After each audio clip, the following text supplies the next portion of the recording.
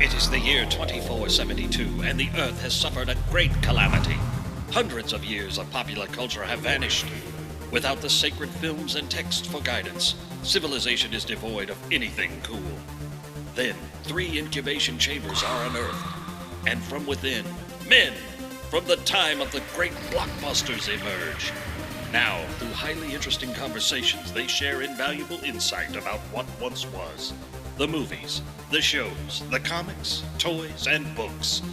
This is The Hyperspace. Podcasting in the 25th century. Welcome in, podcast pioneers, to the hyperspace. Podcasting in the 25th century, the interwebs first, and still, yes, still only, podcast. My name's Matt. I'm Jared. And I'm Mike. Where have we been? Man, It's been a cruel summer.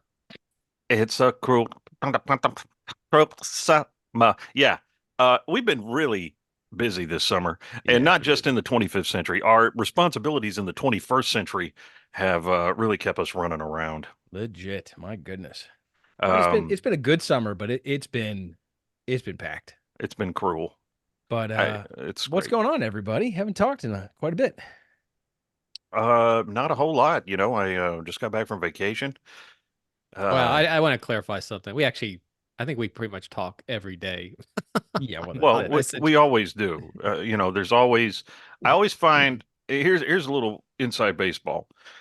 I always find when I wake up, Matt and Mike wake up way earlier than me because they start texting at like 6 a.m. And I'm currently my work schedule, I'm going to bed about 3 a.m. So I'm like, okay, you guys just have your fun. And I scroll through a mini novel before I even get up to date. And it's full of usually heinous memes, Instagram reels, which are most of the time pretty funny. And various other news of the day. And yeah, it's quite something to read you guys first thing in the morning. That's fair. Yeah.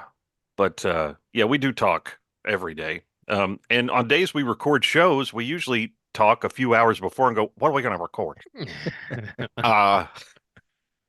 So that's just how I remember this the works. days when we like plotted out.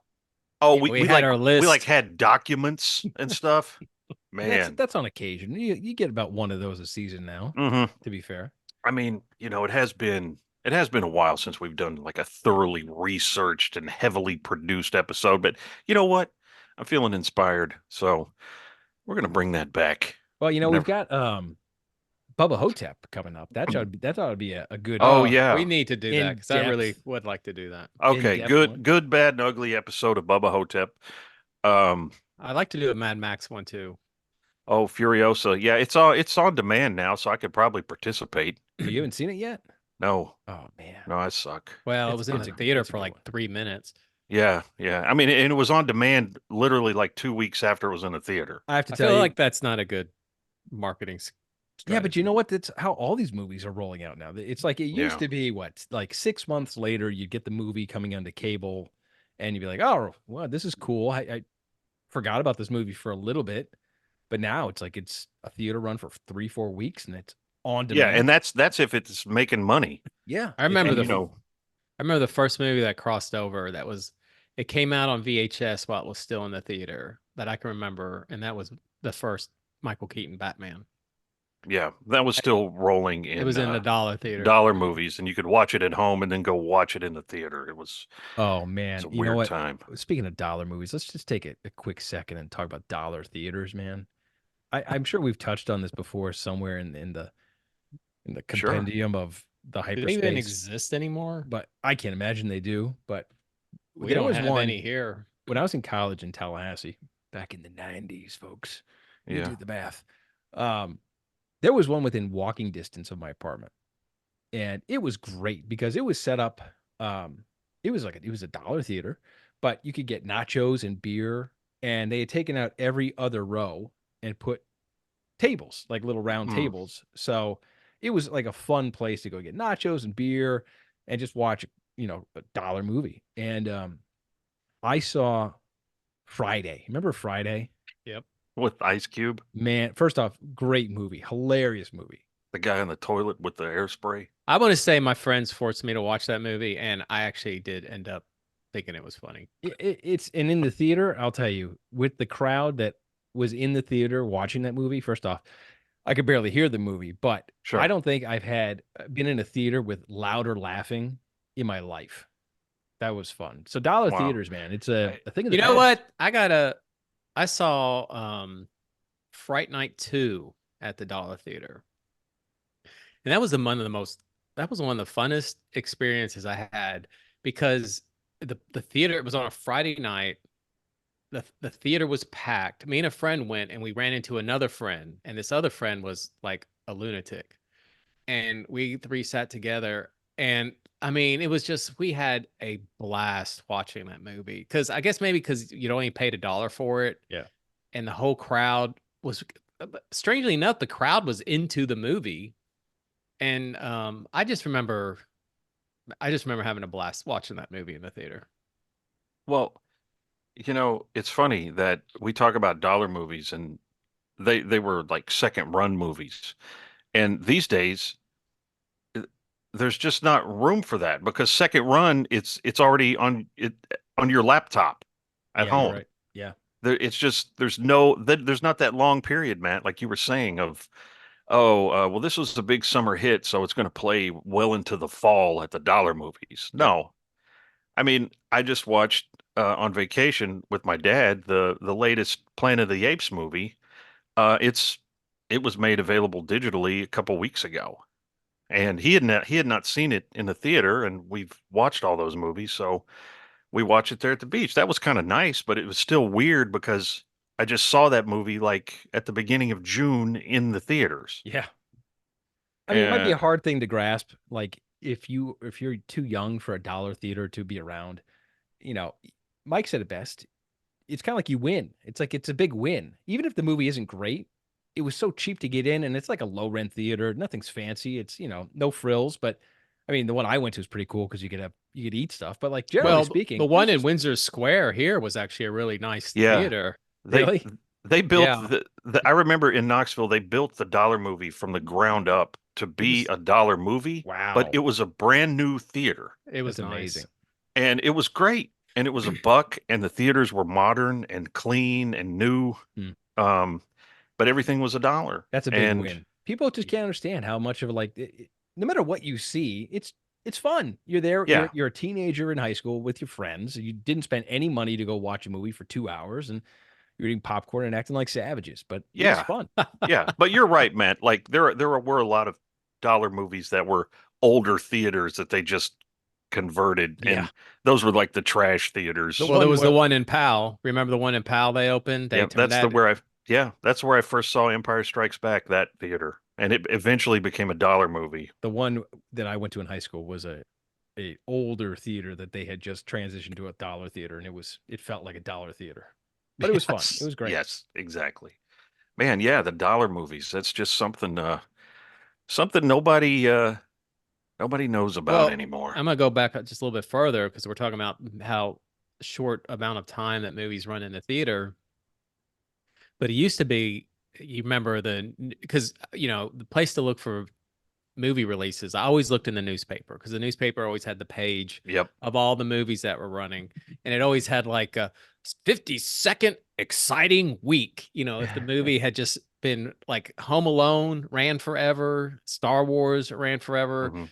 And that was the selling point. The longer it was in the theater, it was actually a way to get people to come in because this movie's so good. It's still in the theater. People are still Held seeing. over third week in a row. Yeah, yeah. Now it's like, no one came the first week. All right, we'll chuck it. Yeah, and that's kind of what happened to Furiosa, right? Yeah, it was gone fat. I saw it twice in the theater, and that's only because we went 2 weeks in a row. And Matt, you saw it in the theater too, as well, right? Yeah, I saw it in the theater. Matt saw it first, actually. And it was just, I mean, that was a case of literally like, I wanted to see it. I mean, I didn't make it a point on opening day like you guys, but by the time I was ready, it's gone. Yep. Erased. Existence. I've been taking my son especially to the movies more recent than than the past because he's older now and he can start to really, enjoy movies.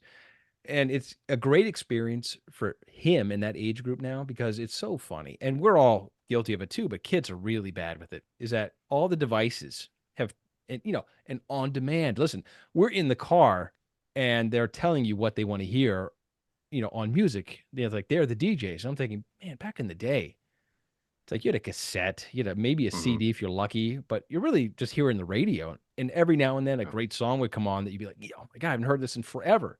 Now everything's on demand. Everything's at the fingertips. So Do you remember did you ever do like radio request? no, yeah.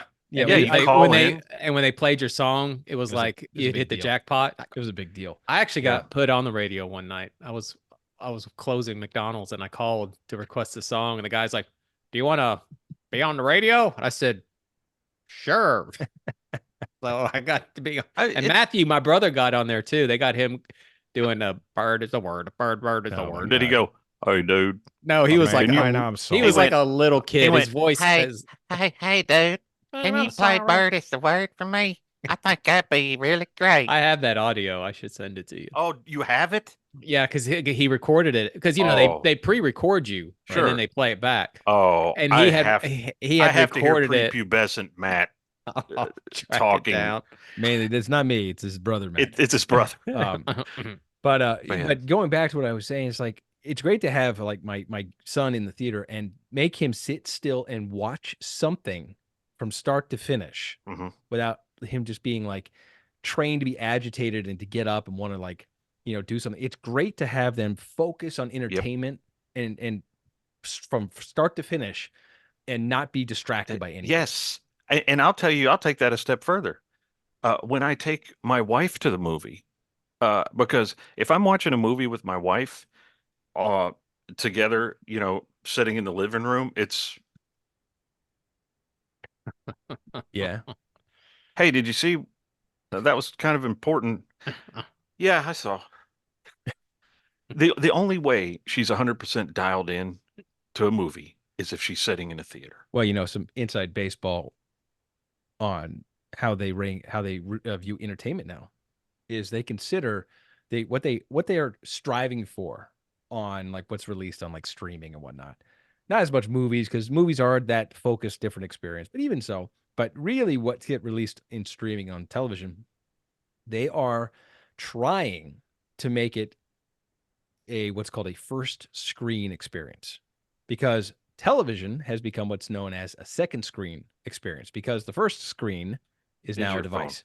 So they are striving to create what's called first screen entertainment, which makes you watch it and not want to, be distracted to your phone. Yeah. And that's their big struggle now. And that's how they're like that's how they're gauging and rating shows these days. It's amazing. It's a different Yeah. world. It's a different world. It's crazy. And I even tried, during the second season of The Mandalorian, we would make it a point, like Saturday evenings, Hannah and Terry hadn't watched the episode yet. And I'd say, okay, cell phones are going in the kitchen. Everybody sit here and watch this. And, it worked pretty well. And, but that's the last time I was ever able to accomplish that. Because then I was like, hey, no, come on, let's do it again with a movie. No, Dad, I'm not doing that. And Terry's like, come on, don't be that way, Jared. Like, all right, whatever. I'll just go in my theater room and ignore you. I'll say that when we sit and watch a movie, like we sit and watch a movie. Oh, I know. I have no we doubt. all- I have no doubt in the Doyle household, it's quite different. That's just not, and that's good. I'm Yeah. glad that you Full command respect, that full sort respect. of. Yeah. Hey, look, we're gonna watch this film. That's very important to me, and it will be important. To Well, you. what's really great now is the boys, especially David, is really diving into all this older stuff. Like I showed him The Good, the Bad, the Ugly, and he loved it. Did he really? Yes, he Oh, that's loved it. He thought it was for like a week. We were listening to Ecstasy of Gold like over and over and over again. We watched The Fistful of Dollars. I got The Unforgiven. We're gonna watch that after a few dollars more. He's getting all into this old stuff. And we're currently, and I'm gonna hold off on saying anything. we've been watching the Star Wars movies, and we just finished The Force Awakens, and his feedback is quite interesting on the sequel trilogy so far with the first one. Okay, so even with Force Awakens, Yes, it was. Well, I guess I mean, there's no point in not saying anything, I guess. So I watched it. It's the first time I'd watched it in a long time. uh-huh. And for me personally, it was hard to get into because I knew it was going nowhere. Sure. And also the fact that it is A New Hope just irritated me all the more. So it just the movie, like the action, the spaceship battles are great, but there's a lot of stuff in it too that has some modern storytelling in it that's sort of like just the kind of like people just know stuff and there's a lot of like when uh Kylo has Rey and he's like, oh, the girl everyone's been talking about. I'm like, who's been talking about her? So for me, I was kind of like nitpicking with stuff like that. David and Seth, it was funny because they were reacting to like when the Millennium Falcon shows up. They're like, oh my gosh, it's the Millennium Falcon. And when C-3PO shows up, oh my gosh, it's C-3PO. And then R2-D2, they're like, it's R2-D2. Oh my gosh. And they were like, they were loving it. They were loving seeing that stuff. But then when it was over, David's like, yeah, I mean, I liked it. Now, I try really hard not to push my feelings on them. I want them to have their own opinion of it. And David was like, well, yeah, I mean, it was fine, but gosh, it's just trying too hard to be A New Hope. And like he like picked that out like instantly. Well, he heard you say that on the podcast before, and he listens to the podcast. I know that for a fact. I don't think so. No, but no, I mean, you're right. I mean, and we've talked about that ad nauseum. So I'm really curious to see how they respond to the next one. Oh no, you can't. You're going to stay in the same room with them? You can't. You can't be in the same room when that movie's playing. I'm more interested in seeing their reaction to it at this point. Yeah. I think you just record your reaction as they watch it the whole time. Dude, that's a good project. Like put that on YouTube. Just your sons and you, like your sons will be trying to pay attention, and you're just sitting there like with freaking just like I was in the theater the first time I saw it. Flames on the side of my face. Well, you know what? Not to derail that conversation, but we can a little bit because speaking of Star Wars, it's terrible.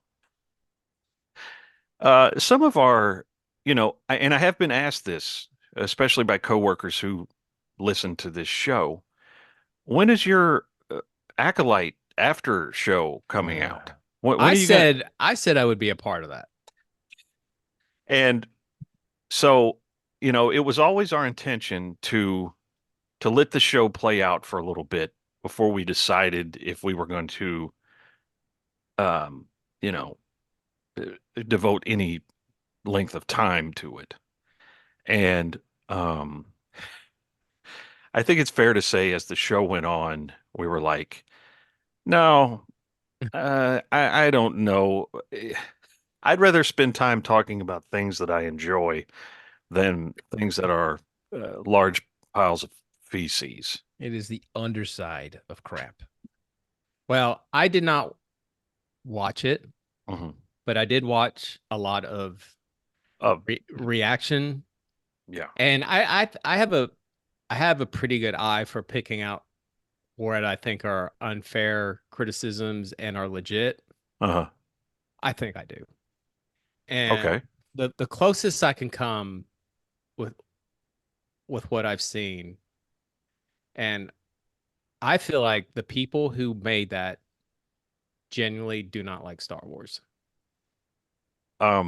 This has been confirmed, actually, especially when the showrunner says they don't think George Lucas is the be all end all for Star Wars when it comes to Star Wars. Yeah, yeah, yeah. And the problem with this show, one of the many, is that it seemed like on a weekly basis, the showrunner Leslie Headland would go on some podcast or would be interviewed by some website, and she would have to basically explain what everything that happened. Yeah. And sort of and sort of give her side of why the story is playing out like this. And, look, we don't talk politics on this show. Thank God we don't. But the thing is, you know, she wrote this show to be a giant therapy session for her life. And, you know, early in the show, you're starting to pick out characters who, I remember me and Matt texting, with Brian, like, hey, I think this guy Saul, he's kind of cool. I kind of like him. And well, ultimately, everything about Saul and the rest of the show just goes up in flames. And the terrible thing is, she didn't land the plane. She didn't make a closed circle. She didn't make this a standalone project because, like all Disney Plus shows, it's all they are is setting up the next thing. And it's like, okay, listen, the chances of this thing getting a second season, it's going to be a long shot. Well, she was pretty much begging people to watch it, wasn't she? Yes. And it's the first Star Wars show that several of the episodes did not crack the Nielsen streaming top 10. Well, and all of the Star Wars shows have done that. I honestly feel like this show was created for the sole purpose of trolling Star Wars fans and making them mad. Yeah, I think that's fair. And I will say, I saw the fight scenes where she's fighting herself. Yeah. Oh my gosh. It's not really herself. It's oh my gosh. Yeah, it's her twin like sister. A stomp. Look, what? I couldn't hear what he said. It's like a stop. Like a stomp performance. I expect to pull out broomsticks and start just very simple floor. to distill this whole project of hers down. She was trying to be very clever to intercede and to interrupt the standard canon George Lucas character arcs of the Skywalkers. And what this show is doing is saying, look how clever I am. I have created a story now that all of you Star Wars fans can thank me for, because now I have indirectly created the Skywalker saga through my actions of my characters. What they have done is going to create the Skywalker saga. And do we want to get it? Do we need to argue that or to explain it more? Oh no, I think there's definitely a narcissism. And it's like there. This is my takeaway. And in fact, I think after episode 2, I started to think about this. And it's funny because Disney wiped out the Star Wars Legends as canon and put them into the expanded universe into Legends, and they just cast them away. I feel that this show is the first official Legends show that there is, because I don't, as a fan, and I never will view it as canon. And it might just be like a one-off viewing as something interesting, but to me, it's Star Wars Legends being told. Yeah. And the fact is, because it's not a closed circle, it's a giant waste of everyone's time, because there's no story that was told here. There's things that happen, events happen. There's a Darth Plagueis cameo, I guess you could call it. And then we see the back of Yoda's head, which, thank goodness they didn't have Yoda talk in this show and have him be tainted by it, because the fact of the matter is, look, the Jedi we've seen in the prequels, they're not perfect. They get hoodwinked. That's the point of the prequels. The Jedi fail. Fair enough. In this show, it's almost like the Jedi are actively participating in their own destruction. The choices they make are bad. They're duplicitous. The Jedi in this show, most of them are are all deceitful and bad.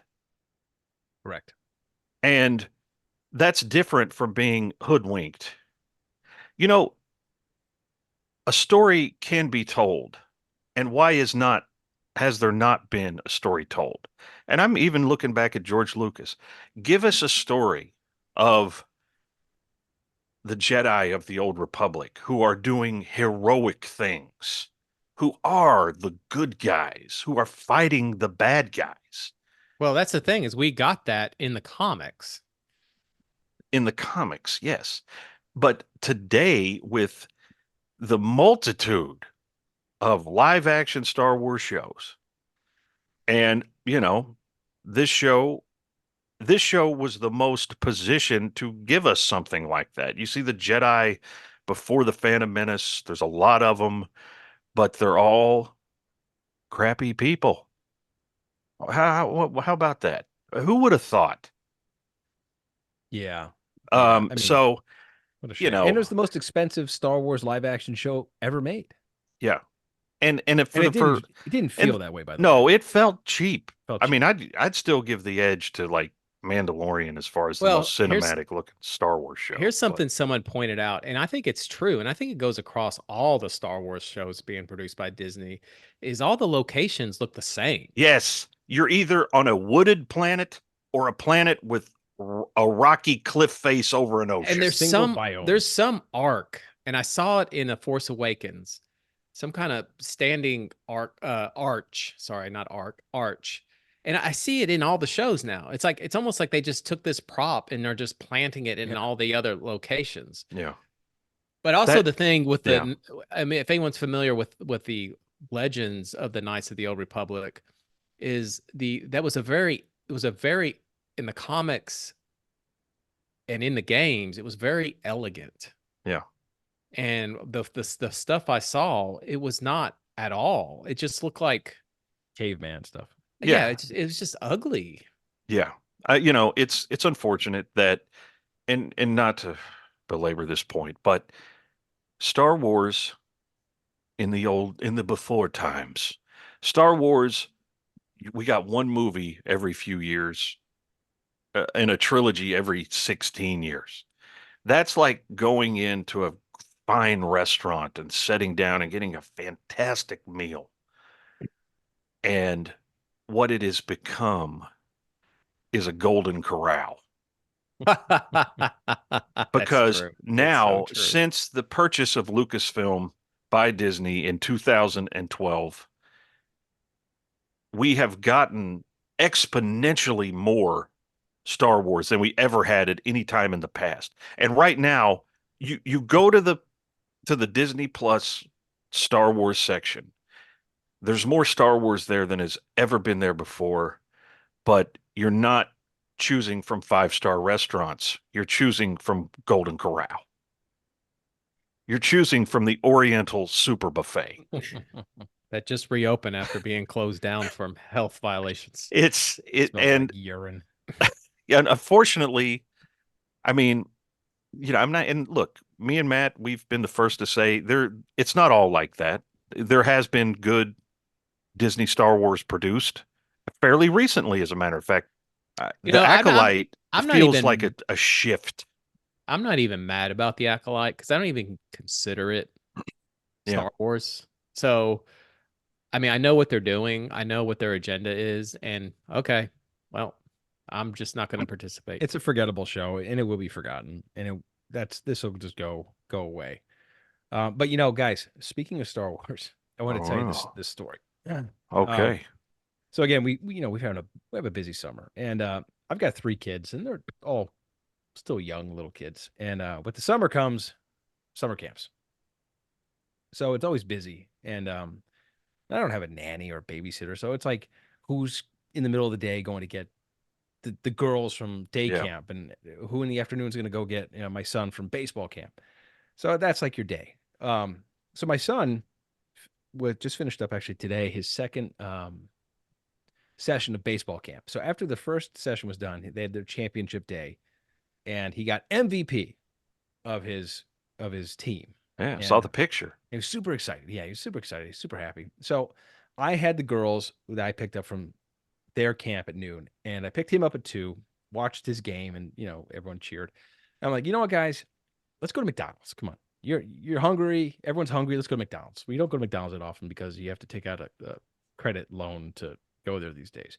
It's not cheap. But so we go to McDonald's, and Golden Corral. and it's funny because I'm sure you both have been to McDonald's where it's almost exclusive kiosk ordering now. Mm-hmm. Yeah. So you got 3 kids, running around the place like maniacs, and I'm And they've doing taken the play areas out now. Yeah, so I've got the kiosk. I'm doing the kiosk thing, and I know this McDonald's. This McDonald's will, without a doubt, forget the shakes, even though I put it in, and they will forget to put a fountain drink on my tray when they deliver it to my table. So I'm expecting this. So anyways, so we go sit down and we put the little number flag on our table and wait for them to bring it to your table. If they do that where you guys are, I think that's pretty standard now. But we're sitting there, and my oldest daughter, Alexandria, asks, she said, "Hey, Dad, when are we going to Disney?" And I said, "Well, we're going at the end of August, because at the end of August, we have a trip to Florida. We kind of do this every year. We see my parents down there. We go take them to Disney, and they love it." And she's mentioning Disney, and off to my right, in the kind of back tables of McDonald's, is a squat, soft character just sitting by himself, eating some food. And I don't know if I want to hear the rest of this. No. And I kind of see them perk up. He perks up. So anyways, we get our food, and our food is missing the shakes, and it's missing my drink. So And this guy has them and is drinking. No. So I tell my kids, I said, "Don't move. I'm gonna go get the rest of the food and stuff." So I go to the counter. I said, "Look, I need my drinks, need my shakes." "Oh, so sorry." So I get them, and I notice when I come back, this guy is like propping himself to come up and talk. Oh no. So I sit down, and my son is excited. He's still talking about baseball. My 2 girls are just eating the fries, and here comes this specimen. He reminds me of you know who the actor Dan Fogler is? Yes. Yeah. Yeah. Dan Fogler. So I can't. This guy. He's in the underrated Balls of Fury, by the way. Love Balls of Fury. Yeah. Love Balls of Fury. Such a good movie. But this is the guy looks a lot like him, and he's like either like a late teen or an early 20s guy. He's got patchy facial hair. Oh no. He's round. He's rotund. It's like Hurley from Lost. Yeah, but not as Okay. big as in presence, but like just like a specimen. Oh my god. And he walks around. He's wearing like a Nirvana shirt, and I'm like, I'm uncomfortable already. So he's like, I hate this story. So he's like, "Hey, Oh gosh. you guys like Disney?" Oh no. And I'm like, Yes. I'm trying to be polite. I'm like, yep, we like Disney. He's like, Yeah. You guys like Star Wars? Oh. And I'm like, he's like, Did you tell him to listen to the hyperspace? "You guys been to the Galactic Star Cruiser?" I said, Oh no. No. He's like, "I was." I'm like, "Oh yeah?" He's like, "Yeah, it was great. It's really an amazing experience. Oh, You know, it's expensive, but who cares? It's great. And it was fun, and I did espionage." I'm like, "What? What?" And now my kids are looking at me to do something. Like, get us out of here. And he's just like, "Yeah, look." And he pulls his phone out and he starts to show me pictures of all his adventures in the Galactic Star Cruiser. Nothing was in there that shouldn't have been. So he's like, "The rooms were amazing. I mean, you want to talk about luxurious." Was he talking about the hotel? Yeah, I'm thinking, and I'm like, "What the hell are you talking about?" I mean, he's like, the food was unbelievable, and you know what? It was great. And you know what? You had to sneak around the hallway because there were stormtroopers that didn't let you out of your room. I'm like, "Oh my god." And so finally, I'm like, "I'm glad you had a great time. Good for you for making it before it closed." He's like, Yep. I'm on the campaign. I signed petitions to bring it back." I'm like, "Okay." So I'm telling my kids, I said, "Okay, eat up fast." Yeah, hurry. And I keep expecting like this guy's guardian or father to walk up and walk him away, but he's by himself. Guardian. He's by himself. And Oh no. so I'm doing my best to be polite and be like, "Okay, thank you very much. That was an amazing story. Thank you. Yeah, maybe we'll get to experience something like that someday." Give me your number and we'll text. And so he finally goes back and sits down, and he proceeds to eat the rest of his meal. And I made this quick. I mean, I maybe within like 4 minutes we're out of there. But for those 4 minutes, he continued to eat eagerly his fries, looking at me, like hoping I would like ask him more questions.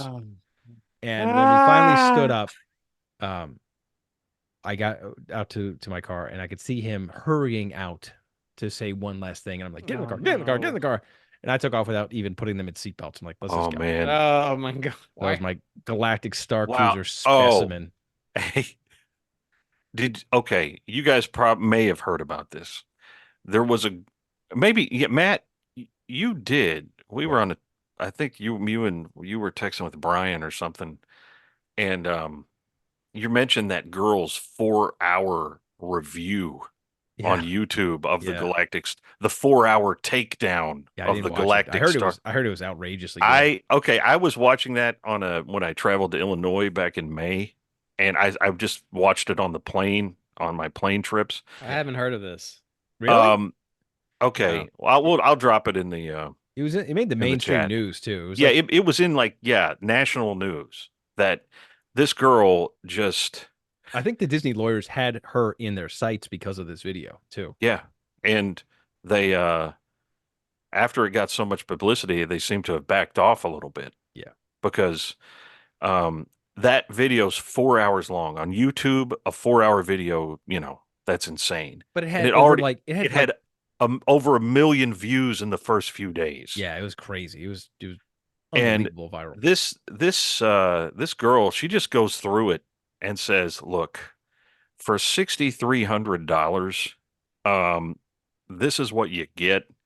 And I mean, she just rips it up. The thing is, she doesn't rip it apart. She's honest about the things that she enjoyed, but she's like, the value just isn't. It just wasn't there, and that's why it failed. Every person who works like for Disney parks and experiences should watch that video. That should be like required viewing, because she breaks everything down beautifully about how a 2-night $6,300 experience, where you're basically role playing for 2 days straight. How could that not succeed? Yeah.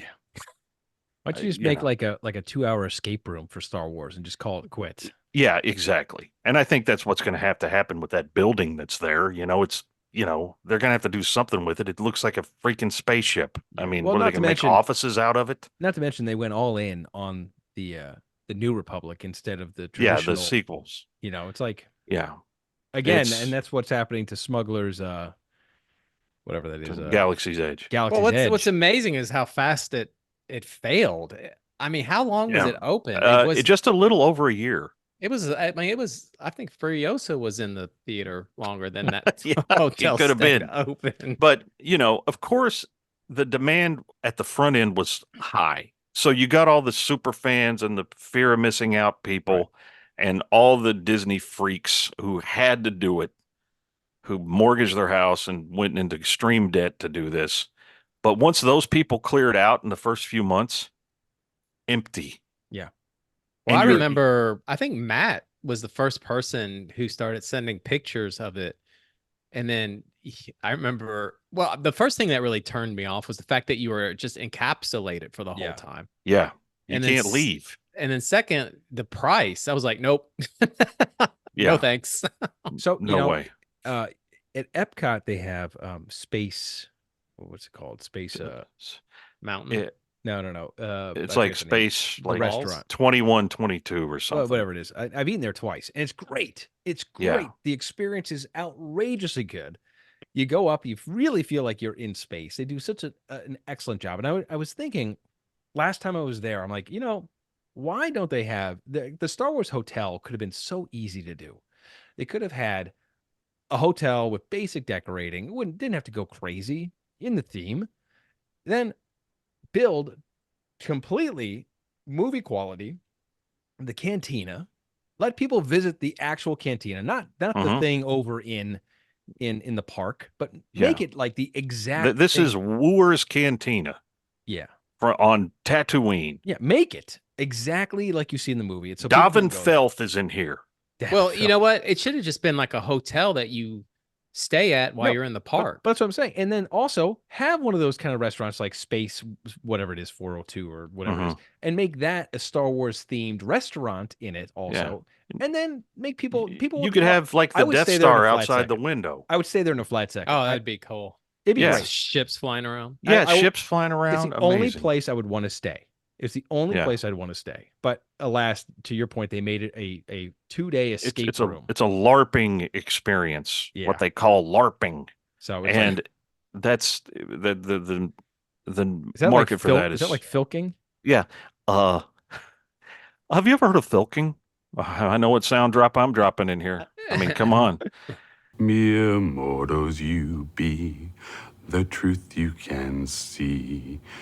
You think you have right, but I mean, it's been a while since I've seen it. You think that. Man, okay. Well, this potpourri episode has been, you know what? We need to just turn the mics on sometime and do this just more often. There's no theme. There's no news of the 25th century. It's just us talking ish about things. I do want to say before I go, I haven't done this in a long time. I have a Conan update. Oh yeah. Crush your enemies. As you guys know, a few years ago, I started buying Conan comic books, the old Marvel series from the 70s. I'm now 5 issues away from completion. Oh wow, good job. Wow, there's how many issues was in that? 275. Have you gonna read say, them all? No, Are you gonna pick up the King Conan run? I don't know. I But- kind of want. I want to read the books, like the original books. Yeah, Mike's actually made the I digital started reading the versions available. comics. Yeah, and I think You know they're what? kinda- This is a like perfect. 'em. I'm glad you brought this up because one of the things that it has me in complete disbelief. For as extensive as Mike's entertainment history is, he's I know where this seen- is going. I've never seen Conan the Barbarian, and I have to tell you, it might not be a perfect movie, but it's a good movie and it's fun, and it's not. I mean, it certainly deviates from the canon material, and it kind of blends a lot of the comics together and storylines, I believe, but it's just a good movie. And it's a fun Yeah, movie. it's fun. It's got Early great music. Schwarzenegger, he doesn't care. gotta He's do a just like, commentary on maybe we should. Mike will have to watch it first. I don't want the first time he sees Conan No, to be not us with us. talking over like we did Karate Kid 3. Which, you know what? I actually listened to some of that commentary not too long ago. I just went back in Spotify and found it, and I was like, this is great. And Mike's like, hey, shut up. I'm trying to, what did he just say? I can't hear. You guys are talking. And I was like, oh man, this is the first time he's seen this movie. Which brings us to another thing, Matt. Cobra Kai season 6 just debuted. Yeah, I gotta watch it. And it is bonkers and ridiculous, but still wildly entertaining. Today I text Jared and I'm like, what planet does this show take place on? Yes. Because I think by episode 2, Matt, you will watch it and go, yeah, what planet is this? Am I watching a Karate Kid God. show? Yeah, it gets really Which is funny because season 1 was a pretty straight shot. I mean, pretty you still have grounded. Caveman Johnny, but Yeah. it was a grounded season. But it did progressively get more outrageous as it went. Yeah. For sure. And, now we are firmly in the world where teenage karate tournaments are almost as The important apex as like, the U.S. government. I mean, it really has reached that level. Like everything revolves around it. Like, oh, look, they throw a few scenes in there. You're like, oh yeah, Daniel still works at an auto dealership. I totally forgot about that. And you're like, oh, okay, there he is. He still goes to work, I guess. It's like Homer Simpson. It's like and- he goes to work when they need him to. Yeah, and John Kreese, who is a wanted felon Don't now. tell me anything. Don't tell me. No, I'm just spoilers. saying. He's a wanted felon, but he's Right. traveling the world now easily. Where's he get his money? He's destitute. I don't know, but who cares? You don't I ask can't these wait. questions. These are all good things to talk about. Yeah, it's fun. Oh, you know what? We should have talked about maybe next time we'll talk about your take on the Kevin Costner movie. Oh, You know what? Okay. We should still do a Young Guns like discussion, but like a westerns kind of like Sure. Westerns we haven't touched on yet. And Mike, you're watching Clint Eastwood right now. because just like Doc, Doc Brown, we could go back to the old West. Yeah. We could talk the old Young West. Guns is a movie I've really been wanting to. I have it. I bought it years ago and I never watched it, but it's one I really want to rewatch it. And now I'll tell you what, with David, the opening scene of Young Guns 2, where they transition from where you have old Billy the Kid starting to reminisce. Yeah. The transition, that whole opening is so good with how they go from this. I don't even remember that. I just don't even remember you got it. this. It's like they're in this white, like washed out sand. Everything's bright, washed out, and then it switches to like a canyon scene from overhead of this highly like super contrast and saturated color with this great music, and it's such a good shot. It's such a good movie. Young Guns 2 and Young Guns 1 are both phenomenal. Yeah, I remember I liked the second one. I actually saw the second one in the theater, and it did like it got like bad reviews, and I liked it. No, I thought it was fun. I thought it was good. But yeah, I'm happy to talk about the Costner Western. I thought it was. I mean, it's already on digital now, Especially so it's easy to find if you want to watch it. I mean, now that exactly. Now that you're sharing like the good, the bad, the ugly, and you're gonna watch the Unforgiven, which I thought was a great Western growing up. Unforgiven's fantastic. These are all cool things that we could talk about. So it's a whole new. Yeah, but we're gonna start wrapping things up here this evening, and we want to thank you for sticking with us. We know it's been a while since we've dropped an episode. But, we hope to get back on track pretty soon. You must understand, even in the 25th century, the summer is a busy time. Even if everyone's out running around in their unitards and, eating their paste, it's still very busy here in the 25th century. So we appreciate your patience. And we want you to come back soon. Like Mike said earlier, we're going to be talking about Bubba Hotep. We're going to have our friend Deke on for some episodes. And who knows, maybe some other surprises in there as well. So please come back and see us. Tell your friends, leave a review, and we'll see you next time. What are some of your favorite things that you like to do at conventions? Ever heard of filking? No, tell me what that is. Science fiction folk singing. Could you explain that? Well, actually, I could give you an example. Perfect. Episode of original series called Space Seed, which was the launching for the second movie, The Wrath of Khan. There is a song. The song is called Vow of Vengeance. It's Khan's vow. Let's see. The summer sunlight, the howling at night, the blood of friends spilled on the sand, a mate's unquick death, she breathes her last breath, and dies as I cling to her hand. Mere mortals you be, the truth you can see. You think you have right, but it's been a while since I've seen it. You think that. You know you can't live without this content, so subscribe to The Hyperspace, podcasting in the 25th century. Follow us on social media, leave us a review, and join us here next time as we take you into the 25th century.